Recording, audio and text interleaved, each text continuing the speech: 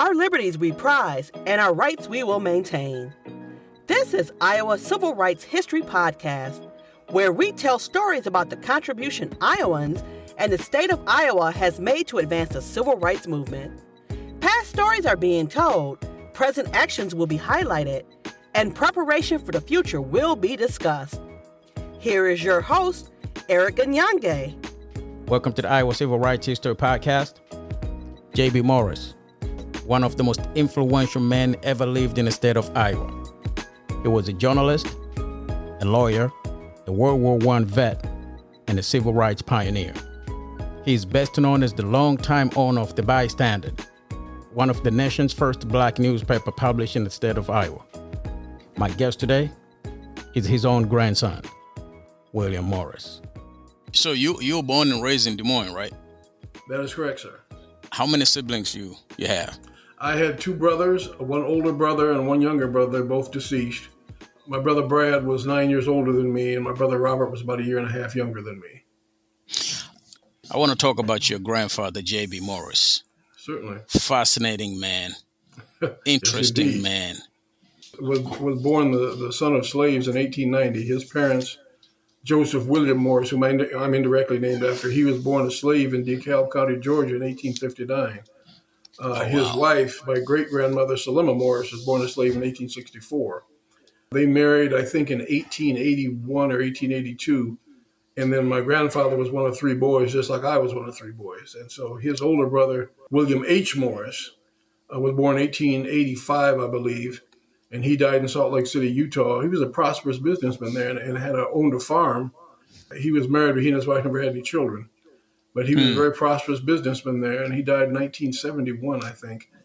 And then my grandfather was the middle one. He died in 1977. And then he had a younger brother, Clyde Edward Morris, who was a godly man. He died. He was the last one. He died in 1993, I think. No, excuse me. At age 93. He died in 1980? But about 1980 or so. But yeah, they grew up they were born in Covington, Georgia, right outside Atlanta. Okay. And their father abandoned the family in 1900. The rumor was he went up to Tennessee and had another family. But my great-grandmother, Selima, had to raise three boys. The oldest one, the family legend, she got a little abusive. And so my Uncle Bill, my grandfather's oldest brother, ran off at 15 and ended up in Salt Lake City, Utah. My grandfather went up to Baltimore, and his mother's brother had bought a printing shop from a white man there. And so he became a printer, and he taught my grandfather the printing trade. And later, my grandfather enrolled at Hampton Institute, which at that time was an industrial arts school. So he graduated there with a degree in printing, professional printer's permit, and then went on to Howard Law School. But anyway, a friend of his invited him to Iowa, George Woodson. At that time, my grandfather was working on the railroad because there wasn't a whole lot of jobs for black lawyers in those days. Him and George Woodson, they knew each other? Oh, yes. George Woodson was a former Buffalo soldier. He served in the 25th U.S. Infantry against the Apache in the Indian Wars, and he was a co-founder of the Niagara Movement. He was president of the Mahaska County Bar Association and was a very feared trial lawyer. Woodson was a co-founder later of the National Bar Association, was a very well-respected lawyer, ran for office in the Republican ticket. He did not win. He was one of the 5 or 6 co-founders of the National Bar Association in 1925, and then it was known as National Negro Bar Association. Yeah. So you say he came to Iowa after he graduated from Howard in 1914, 1915 there? Yeah. Okay. He, like I said, he was working on the railroad between Baltimore and Montana, Billings, Montana. And originally was intending to settle in Billings, Montana. But he was very bothered by the government's treatment of the Native American there. And so he said, I've seen enough racism, so did not want to go back to Atlanta, so he located in Des Moines at Woodson's invitation. His fiancée joined him. They were married, my grandmother, Georgine Crow Morris. They married in 1918, right before he shipped out for France in World War I. They got married, and they were married for almost 60 years. He died in 1977, and she died about 8 months earlier. So Like I said, they had my father and his sister, Jean Mary Morris Washington, and then my grandmother was very active in NAACP and in the civil rights movement in her own right, and she founded the Iowa Nebraska Council of NAACP branches. She told me back when Roots came on, she said she was almost lynched down here in Houston, Texas, when she came down to attend an NAACP conference meeting there. I happened to find, just strange things work, I was teaching in school and happened to pick up one of the classroom books, and it talked about the civil rights period in Texas, and it had a picture of all those people at the 1941 NAACP conference, and there was my grandmother with us. And your grandma was in there? Oh, wow. Yeah. Wow. I want to go back about your great-grandfather quick. Okay. So you say he left the family somewhere around 1900, which yes, that would put your grandfather about 10 years old? Yes, he was somewhere 10 years there, old. 10 years old. I don't believe he ever saw his father again. Oh, that was my question. They never reconnected? As far as I know, no. He died in 1919. That was the same year my father was born. And and that information came from the census. Now, I've spoken with some Morrises from Tennessee because the story was he went up over the border into Tennessee and had another family. Oh, so in those old days, we can't go back any farther than 1859 because his people were slaves on the plantation of Captain Nimrod Morris of DeKalb County, Georgia. He was a slave owner and had fought in the War of 1812. And his son served in a Georgia artillery regiment in the Civil War. It's interesting how so many African Americans came from very humble beginnings, but went on to accomplish incredibly great things. That's been our legacy in America. Despite racism, violence, discrimination, Jim Crow, poll taxes, literacy tests, we have overcome. And we have helped build this country. We've established businesses, schools. You have African Americans in every area of endeavor in this country, going back to colonial times. You had free blacks in this country, like James Forten, who became one of the wealthiest, probably at his time, the wealthiest black man in this country, and he made sails for sailing ships. You had Maggie Lena Walker, a black woman that chartered a black bank in Richmond, Virginia in 1902. That was only 35 years after the end of the Civil War. And that bank, I think it was called the St. John's Penny Bank, it survived the 1920s, survived the Depression until it merged with another bank. But, black people have done so much in this country, and I hate to see people just constantly tearing it down. Yes, like I say, yes, there's racism. We still have problems. You've got incredible stories of bravery coming out of these black men, free and escaped slave. But we have to understand that everyone has encountered discrimination and racism in different degrees, but we've overcome it. And this nation is a lot stronger because of it. And if you can go to Washington, D.C. and look at the people in the U.S. Senate and the House of Representatives. Look at people in state legislatures, police chiefs, county sheriffs, boards of supervisors, boards of education, city councils, mayors. All these people, we've got incredible representation of African-American men and women all over this country, North and South. And, yes, we still have a ways to go, but we're in a position now that our ancestors couldn't even dream about.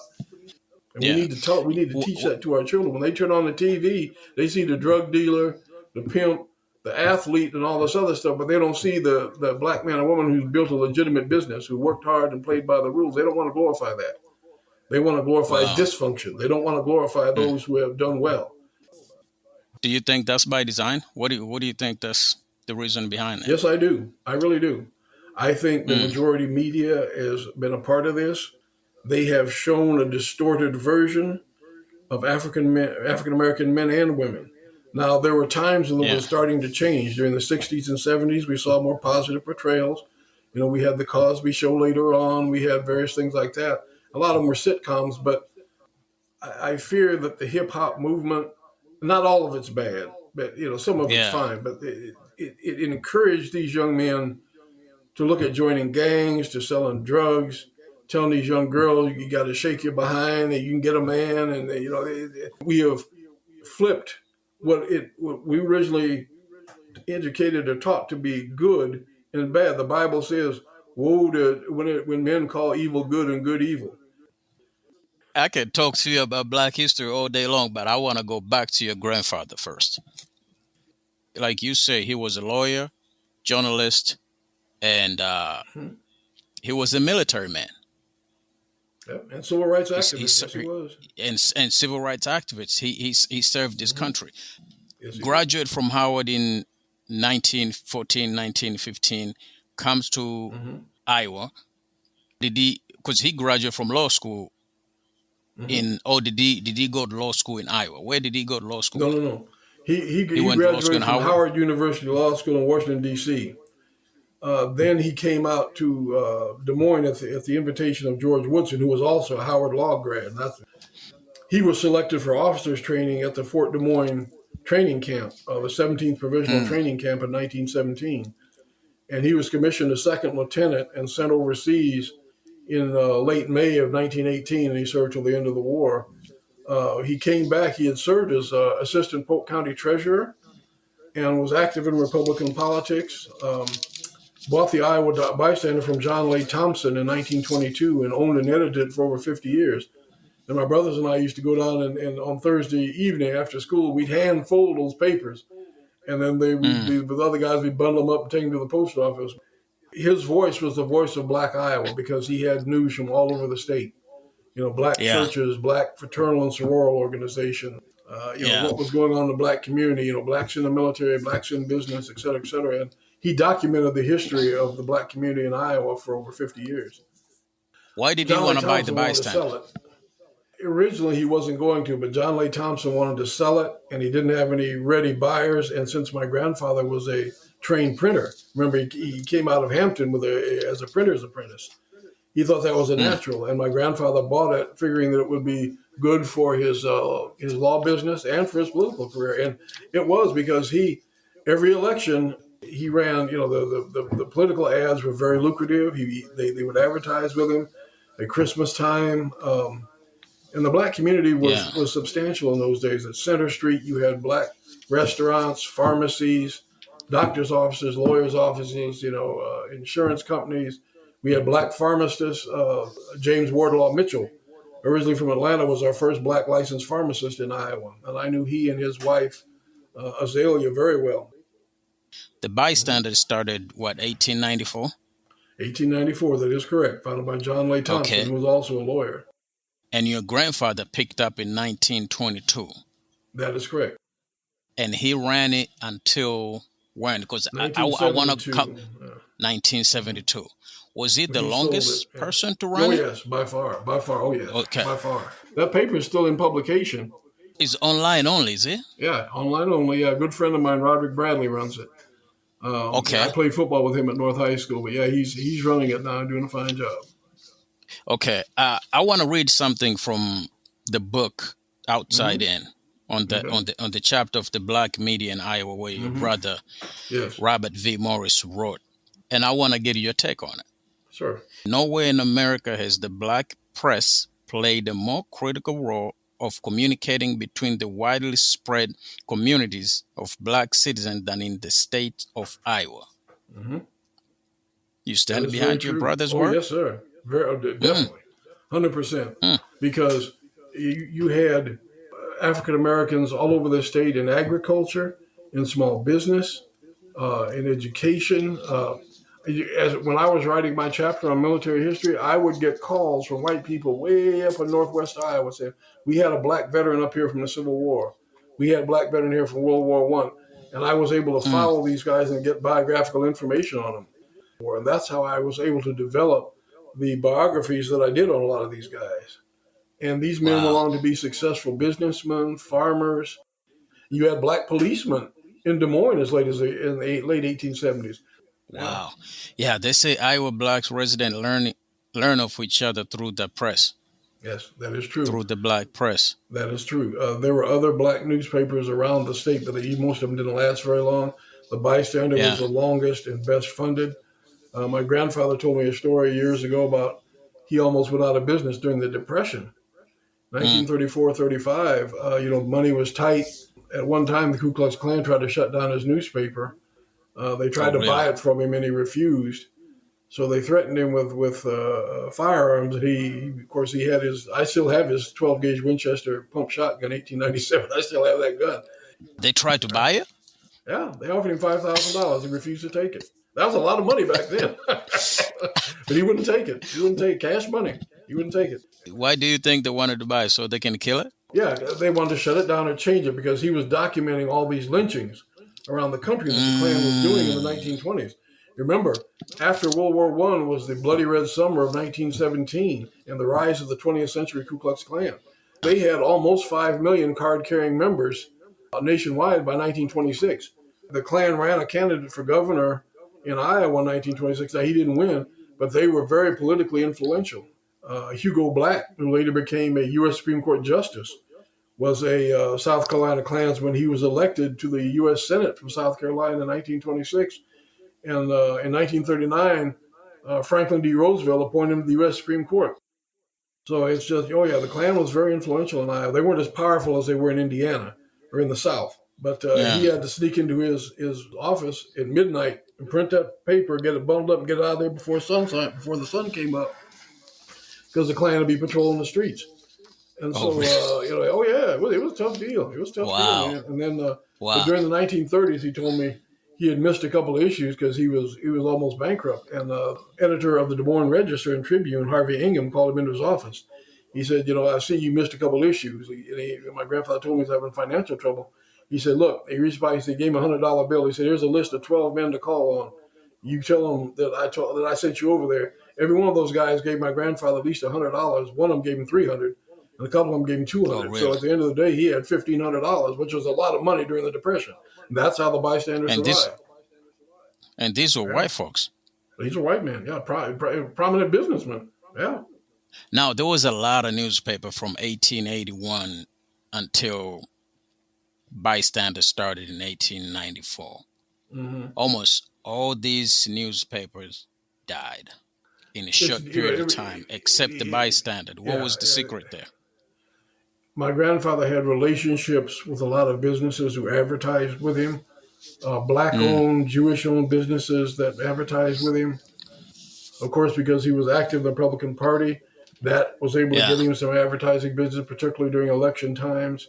He had good relations with a lot of the elected political people, and as well as with the local statewide newspaper, the Des Moines Register and Tribune. So because there was a sizable black business population in Des Moines, that's what kept him going. And that he employed young black boys to deliver the paper by hand. You throw it on your front porch. He employed black girls in his business after school to type, to set type, to sell subscriptions. He gave prizes for blacks who kept well-maintained yards. Oh, yeah. He gave neighborhood awards for neighborhoods that kept good yards and kept their houses up. He gave prizes for black kids who got good grades in school. And like I say, he publicized black fraternities and sororities, the Masonic lodges, all that, the social history of the churches, all together. That, and plus my grandmother's connections, because she did a lot of sewing for wealthy white women and Jewish women in town. She'd been what they call a modiste. And so she would hand sew these elaborate pearl and diamond wedding gowns for these wealthy women and their daughters. And she had a business handle the whole wedding, not just the dress, but the food, the drink, the decorations, everything. So she made a substantial amount of money doing that, and was because she had been out east and had she taught textiles at Virginia Institute of Technology, and that's where she met my grandfather. He was at Howard at the time. Okay, that was my second question. How did they meet? Yeah, my grandmother was an octoroon, so she was extremely fair-skinned. She could pass for white, red hair, green eyes, and freckles. Her first husband was white. She had one son for him. She divorced him and married my grandfather, who was a very dark brown-skinned man, and they had 2 children. But she could easily pass for white, and the NAACP used her to move in the South with about 12 other really fair-skinned women, because they were well-dressed, they were well-educated. The police would not stop them because they didn't suspect they were black. And so they helped organize NAACP chapters all over the South. Wow. How many kids did your grandfather, J.B. Morris, had? He had, because he lived with them during the Depression. a man named Olger Morris, and Yeah. Odo Morris.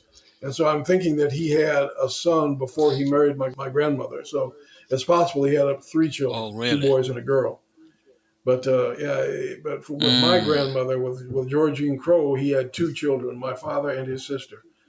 And my dad had three boys, and Okay. his sister had a boy and a girl. I want to go back to the bystander. Hmm. What happened to the black media today? Well, we had BET, but that was bought out by Time Life, and you had some Mm. successful black entrepreneurs. You had Percy Sutton, was the godfather of black cable television in New York State back in the 1970s and early 80s, and he was a millionaire. But I think over time, the expense and the dedication that it took, the time it took to run these newspapers, and plus people don't read that much anymore. Even white newspapers are going out of business. And in the black Yeah. community, there are still some still in public. There are black newspapers here in Houston, Texas. There are black Mm. newspapers still: Chicago Defender, Pittsburgh Courier, Atlanta Journal, I think. But there are still a few that still survive. But when African Americans went out to the suburbs, we lost a lot of our sense of community, and I think Mm. that was the beginning of a slow decline for many African Americans. The rise of the ghettos. The black working class held it together, but when the automobile plants started closing, that was the death knell of really the black working class. A lot of black men and women worked in Yeah. these automobile plants in Detroit and in many other places. I think the riots after Dr. King was killed in 1968, there are areas of this country, if you go down to East St. Louis and several other, there are areas of this country that were destroyed in the riots in 1968 and never rebuilt. We have forgotten our commitment. It used to be blacks had to do business with each other, but Yeah. whites saw that there was a lot of money being turned over there. And then the way to get at that was desegregation. So blacks that could afford it moved out to the suburbs. They took their money with them. And that's still a considerable problem today because the gross national product of black America eclipses that of many foreign nations. But what is that we don't turn our Mm. dollars over with our own people anymore, and that's been the biggest problem. That's why you see Hispanics prospering Yeah. because they have large families and they're turning their dollar over in their communities. That's how the Jews came up. The Jews did business with each Yeah. other and they turned their dollars over in their own communities, and that's Do you changed a think lot we too. lost the But sense of community? yes, sir, I believe we do. I believe we did. I think desegregation probably did more harm to African Americans than it did good. Why you think we cannot build this business? Because the money is not the issue. The money is there. Well, the money's there, but just like my grandfather told me, if you think you're going to stay in business just with black business, you're going to go broke. You're going to have to advertise to the Mm. larger community, to whites, Hispanics, Asians, everybody. And you're going to have to offer Yeah. competitive product, competitive service. You have to know your stuff. And it's Hmm. not all racism. You have to prepare yourself. And that's what I keep telling these kids in these schools. The sky is the limit for you. There are more opportunities for young people of color now, male and female, than there ever have been in this country. But you have to get Yeah. prepared. You have to get your Yeah. education. You have to get job experience. You don't always need a college Hmm. education. Sometimes you do, but you don't always have to. There were more black men and women in medical school in the 1940s and 50s than there are now. Oh, wow. Yeah. Your grandfather ran the Bystander from 1922. He owned and ran it Yeah. from 1922 all the way to 1971. Actually, That's about 1972. 49. He got it back. He sold it to a guy who Yeah. didn't know how to run it, and so he got it back because the guy defaulted on the payments. He had a contract to buy the newspaper. He ran it for a little while, sold to another guy, and then he ended up having trouble, and then it was bought by the West Des Moines newspaper group. Lawrence Sampson, the West Des Moines the newspaper group, bought the Bystander, and then for a while, my younger brother and I worked on that. We worked on and Yeah. published that paper and distributed it for several years in the 1980s.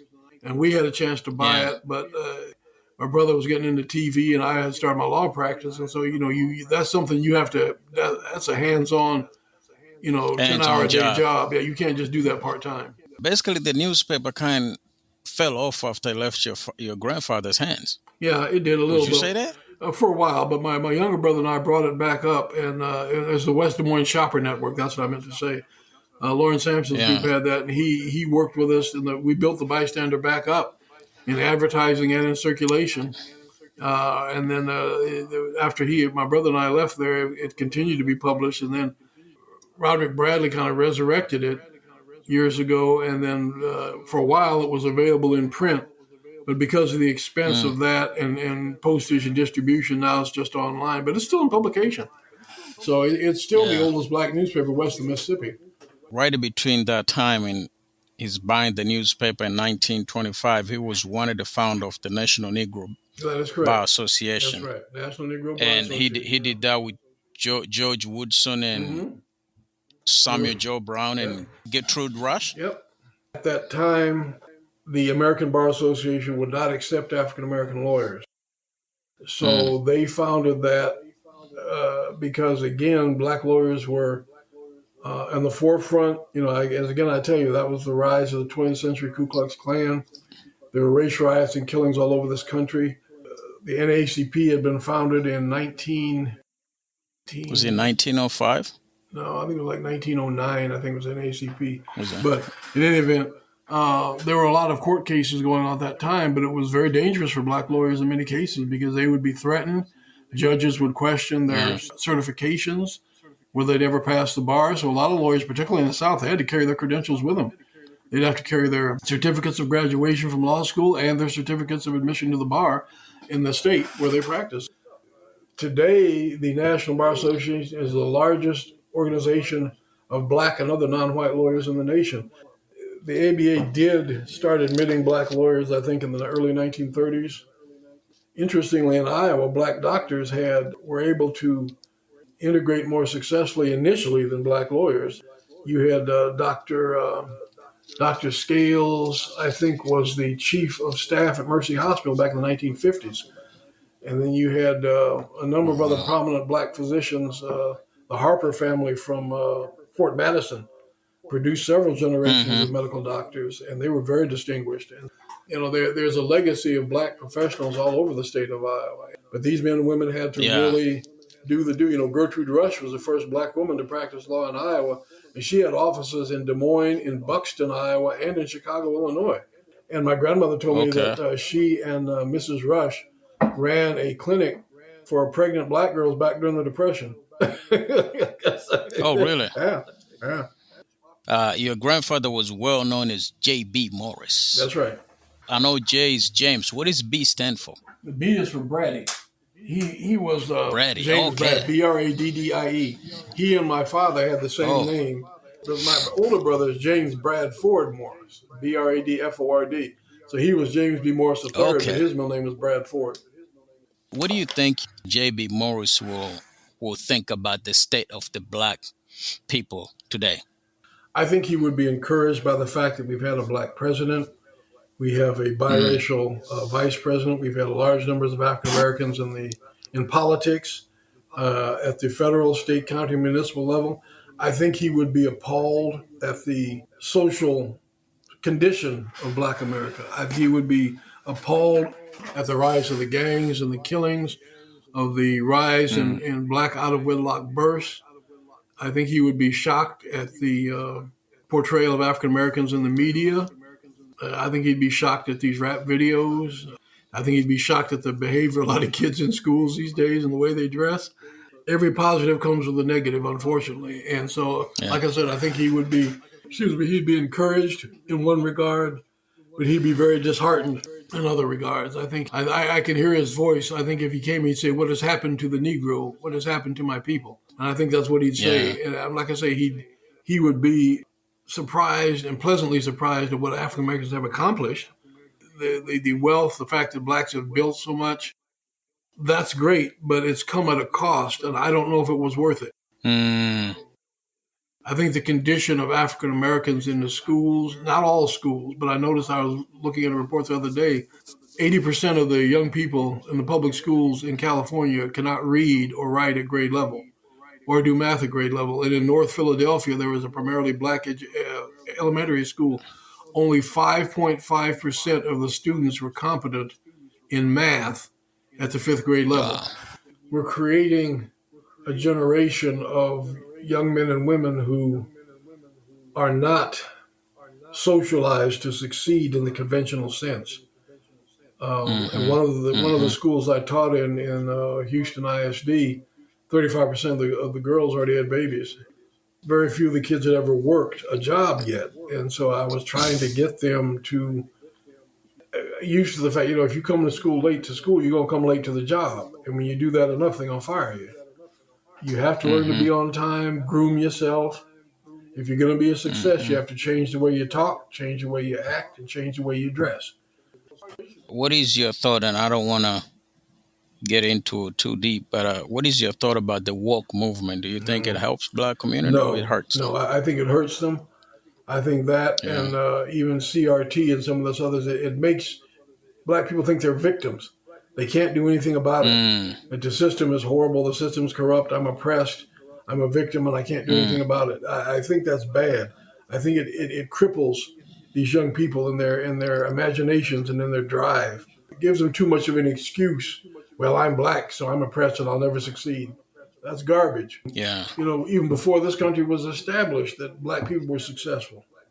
What would you say the legacy of J.B. Morris, your grandfather, in Iowa? He left a legacy of accomplishment, of hard work, of patriotism, of family and community. There's an elementary school named for him on the south side of Des Moines. There's a road near the Fort Des Moines Museum named for the Morris family. There's the Morris Scholarship Fund, which was established right after he died in 1977. The Morris Scholarship Fund was established initially for black students in law and journalism. Now it's open to minorities in every stage in every field of endeavor. So that's still operating. He was a great advocate for education, but he was also an advocate for community, an advocate for young people, for business, but you had to do it the right way. And he constantly lectured me and my brothers about duty, about, you got these rights, but you also have a duty to, vote, to participate in the community, to serve on boards and commissions, to obey the law, to respect the police. As a lawyer, there's police brutality, there's police misconduct. But rather than, burning down your own city, why don't you, get somebody elected to office, file a complaint, file a lawsuit. There are ways to go about it through the system. You don't have to burn down a city to do it. And I know there's a lot of rage after George Floyd died, and there are the various other killings around the country. But the aftermath of it, but what has been the improvement in the status of African Americans? Now, we have had some more blacks elected to office, so that's been good. And there's been more emphasis on African American history in the schools. And I think businesses are being more sensitive to hiring African Americans. But at the same time, we're not reaching the young people that need it the most. Yes. They still feel trapped. They feel nobody cares. The important thing in the black community is not only education, but the status of the black family and helping these young people prepare for the job market. We need to own our own businesses and train our young people. So we have to understand this is still a capitalist society. You have to be able to compete in a business sense. Yep. And not everything is racism. You have to be able to prepare yourself and compete in business. You have to have a product or a service that there's a demand for and that you can offer at an affordable price. So it's challenging, but we can get through it. But we're going to have to put our heads together and do what's right for the country and do what's right for our young people. So, there's always hope for America. You just, you pray, you got to do what's right. Yeah. Thank you for your wise words there. Well, thank you for having me, sir. I appreciate it. Thanks for sharing your story about your grandfather, J.B. Morris, his contribution to the country, to the state of Iowa. And I appreciate for you joining the show today and share his story. Well, it's an honor, and I appreciate the opportunity. I love to tell his story, and I think more people should hear about it. But I think young black people all over the country need to know about it. And not just him, but all these other black men and women that have come before us who have done great things and are doing great things right now. Yeah. Amen. Yeah, we need to get that out there. So thank you for having me, sir. Amen. Thank you, man. That was William Morris, the grandson of J.B. Morris. Thank you, sir. God bless you. Thank you.